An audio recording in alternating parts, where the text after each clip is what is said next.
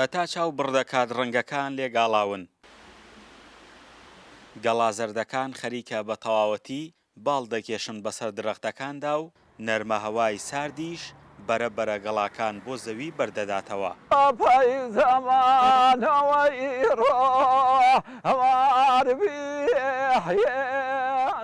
ئێرە پاییزی هەورامانە. لە پاییزدا هەورامان یەک پارچە دەبێتە تابلۆ و وێنایەکی جوان پیشان دەدات. بێگومان بە حکمی ئەوەی هەورامان هەمومان نەزانین کە دار و درەختێکی زۆری لێیە، ئەتر بەتایبەت لە پاییزدا کاتێک کە گەڵاکان ئەوەرە درەخت زەر دەبێت هەمووی گەڵاکان زەردەبن دیمەنێکی زۆر جوانی هەیە. بەتایبەت بۆ باگراوندی وێنە هەمومان نەزانین هەموو کەسێک بە دوای شوێنێکی جوان ئاگەڕێ کە ڕسمێکی تا بگرێ بۆی بەیادگاری بمێنێتەوە. ئاوی چەم و کارێزەکان زیاتر ساردەبن. پاییز وەک وەرزێکی ساڵ مانا و تایبەتمەندی جوداجودای لای خەڵک هەیە. زۆرن ئەو مرۆڤانەی کە پاییز لایەن جوانترینە لە وەرزەکانی ساڵدا. پاییز هەر وەک وشێک لە وەرزەکانی کە وەرزێکی جوانە ئەبینین کە لەگەڵ هاتنی پاییزە ڕەنگەکان ئەگۆڕێن، ڕەنگەکان جوانە بن ئەگۆڕێن بۆ زەرد و چەند تۆناتێکی جوانی تێکەوە. منیش هەر وەکو حەزم کرد وەکو کە ئەچینە سەرەتای پاییزەوە تابلۆیەک بکەم بۆ وەرزی پاییز.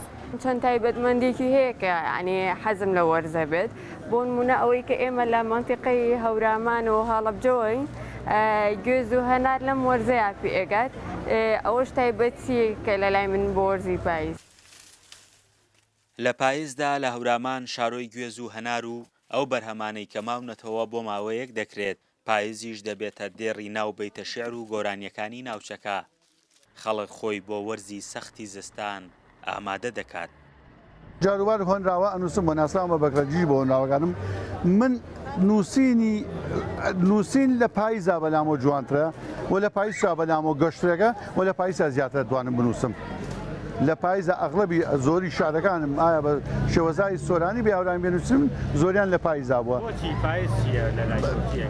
لە لای من پاییز ڕۆحێکە ئیتر ینی ناخی جەسەی ئینسان دەرەخاتە دەرەوە ئەڵێ تۆ ئەوەیت.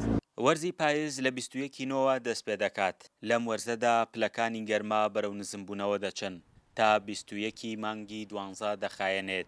لە هەورامانیشدا پاییز و تایبەتمەندیەکانی سەدان گەشتیار پەلکێشی خۆی دەکات.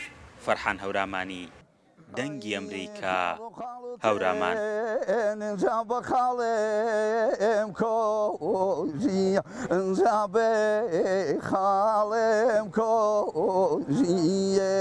شربكات ايرو خالن مي